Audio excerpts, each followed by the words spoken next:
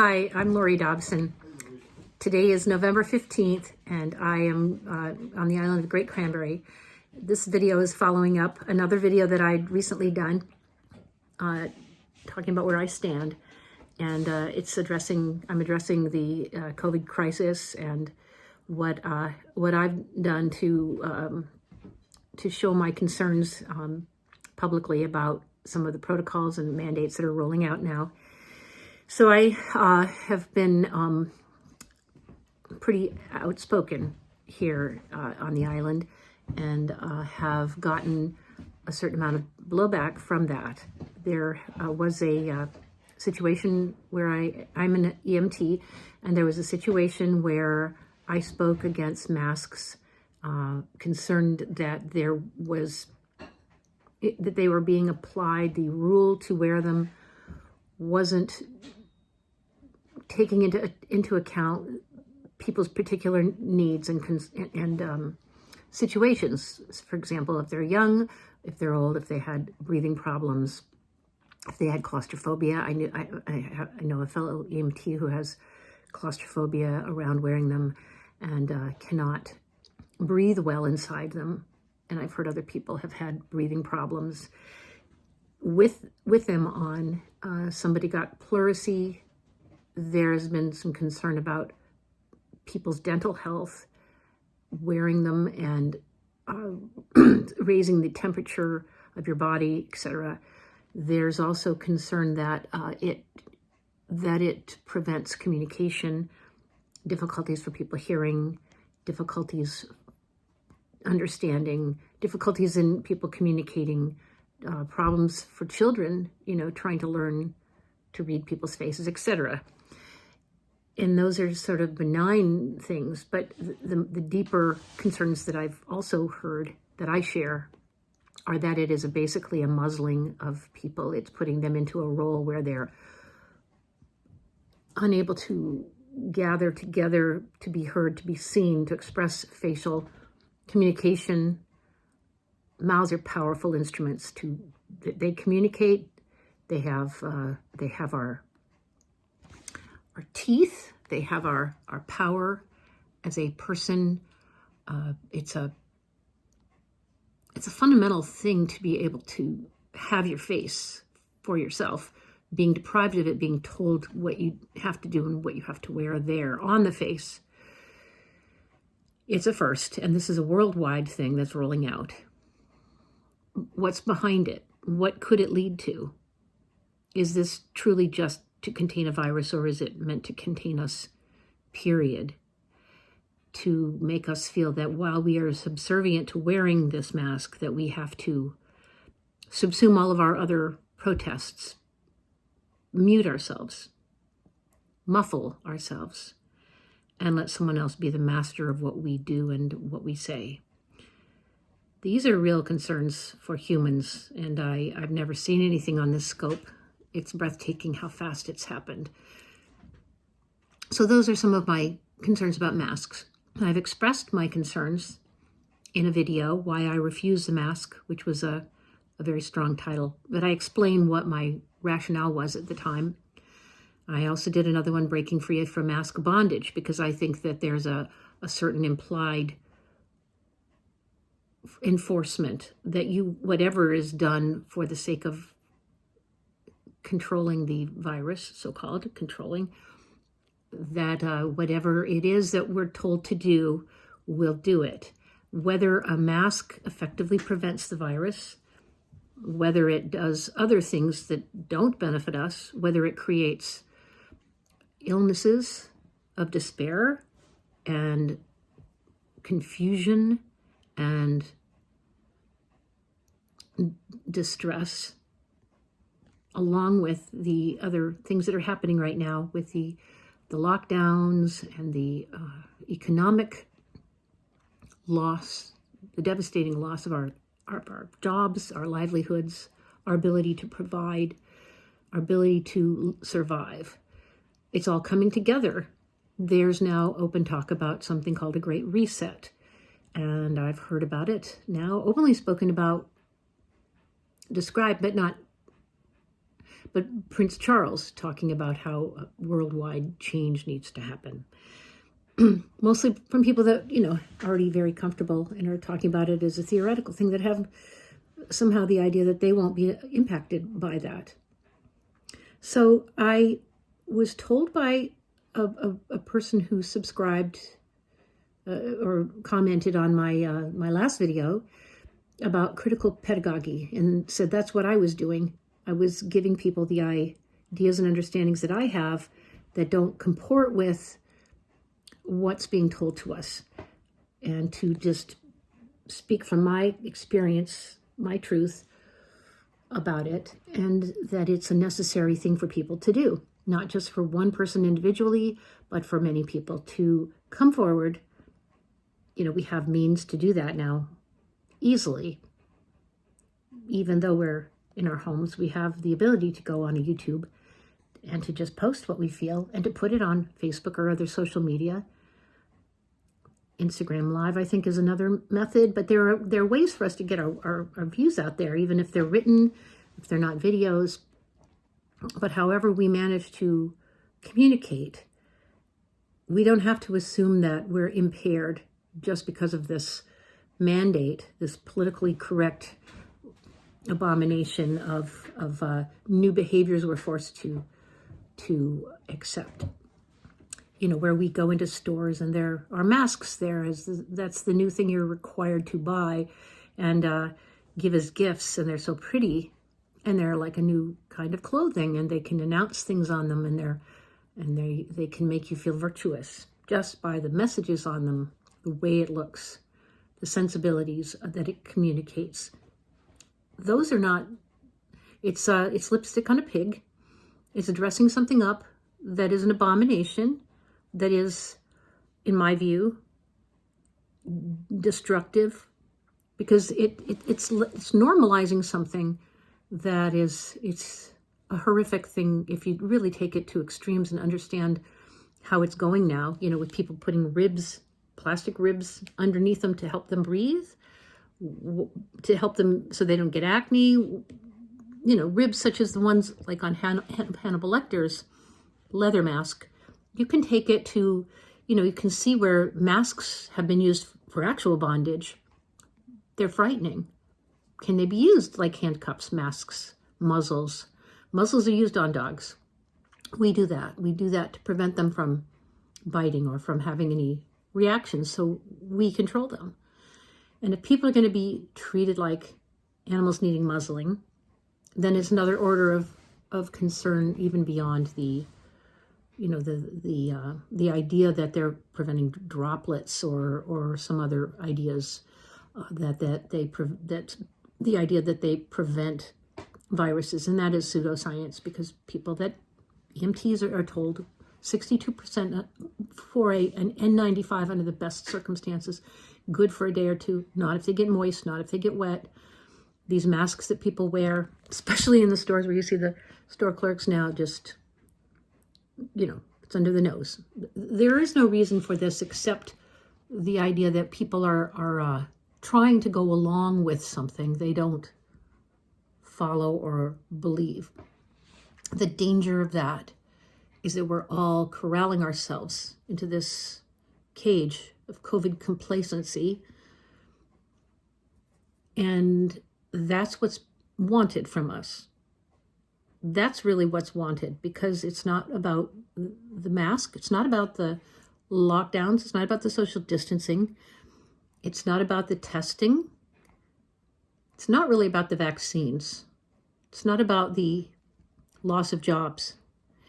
It's about people being put in a position where they are deprived of their life, their liberty, their pursuit of happiness, their constitutional rights.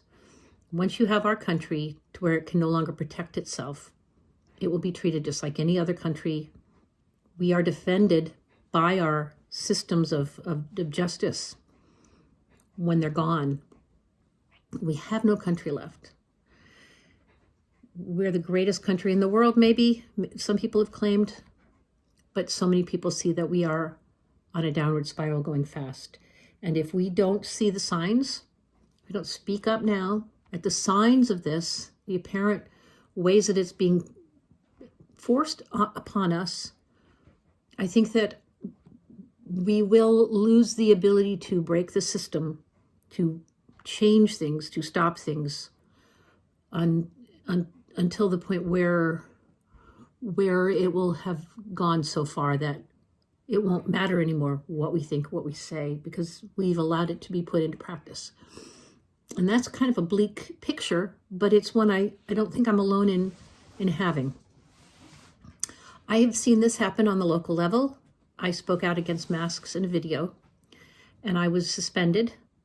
The first time I was actually suspended because I was concerned about what happened here on our island and what was going on, and I tried to raise people's, sights to address it early on, saying this is coming. This was in the early spring.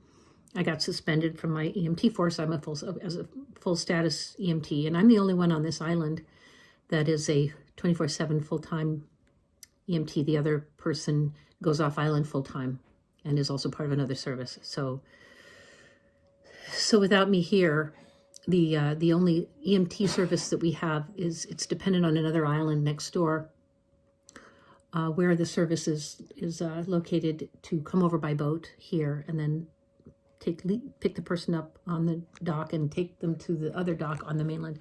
And that is not an emergency response. It's adequate.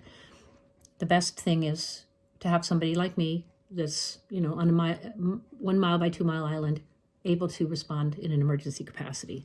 So what happened was I was expelled from our service for speaking out against masks just recently. I was given a letter a couple of weeks ago at the end of October.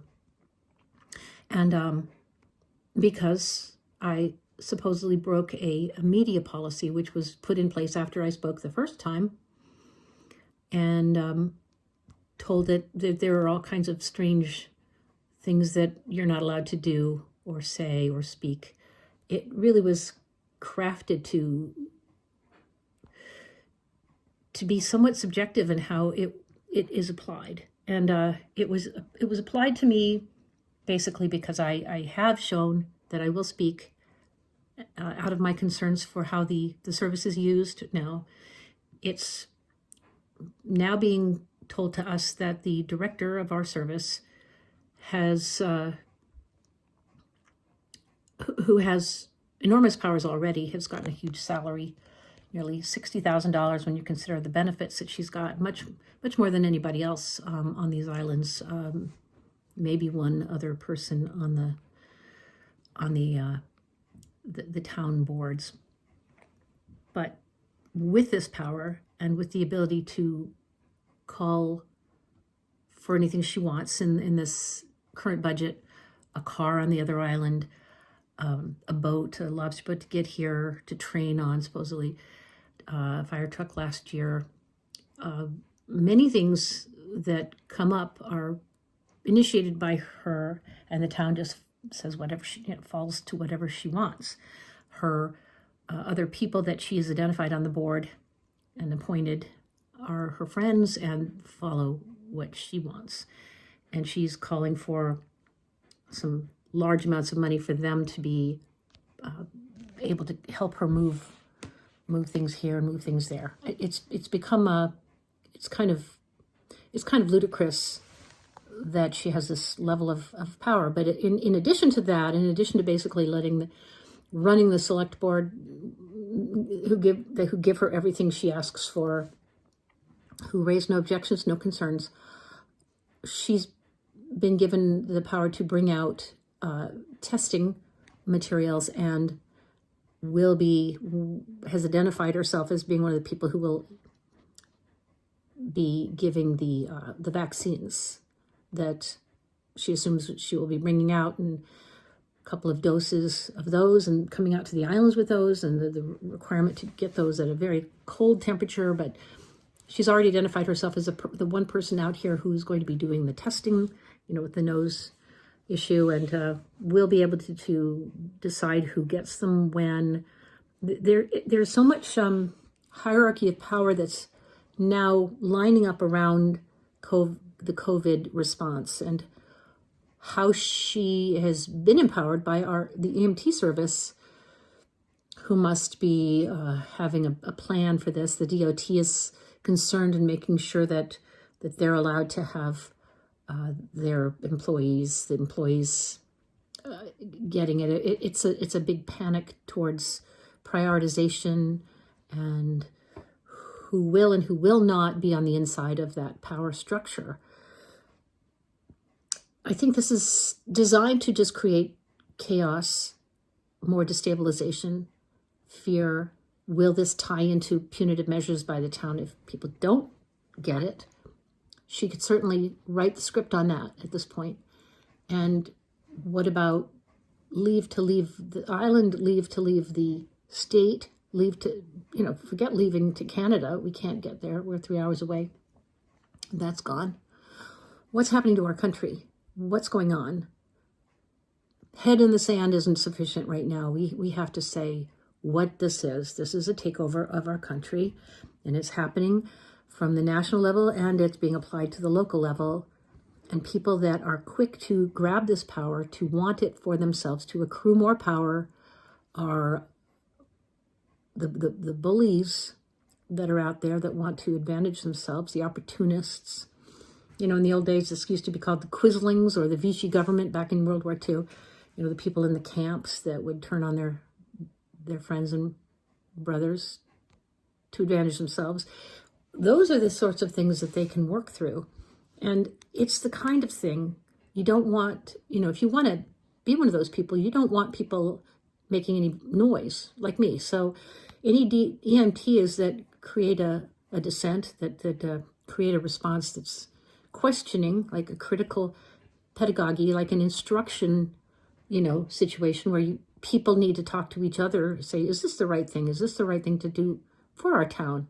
Especially people who are in the position to know what the ramifications could be. People that are, that are shortly going to be allowed to have vast powers. They really, to be conferred to them.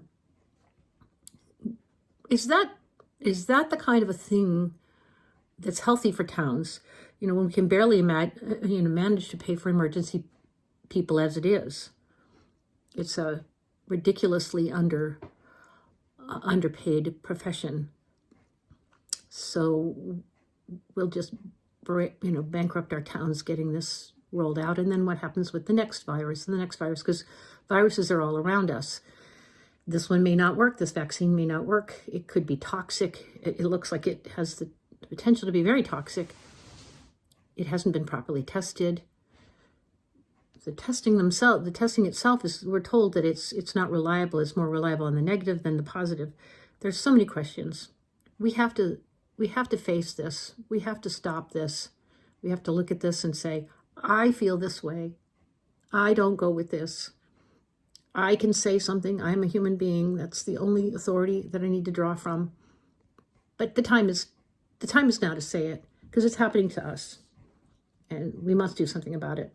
I'm using my own experience as an example so that others can follow suit in their own ways, in their own localities. But it's going to take us organizing in numbers, in protests, to get somewhere here. That's what I have to say, and I hope you all take heart and know there is strength in numbers. There is power in choice and in freedom. And it's love for our fellow man right now that's at stake. So please exercise your hearts and your courage. And good luck.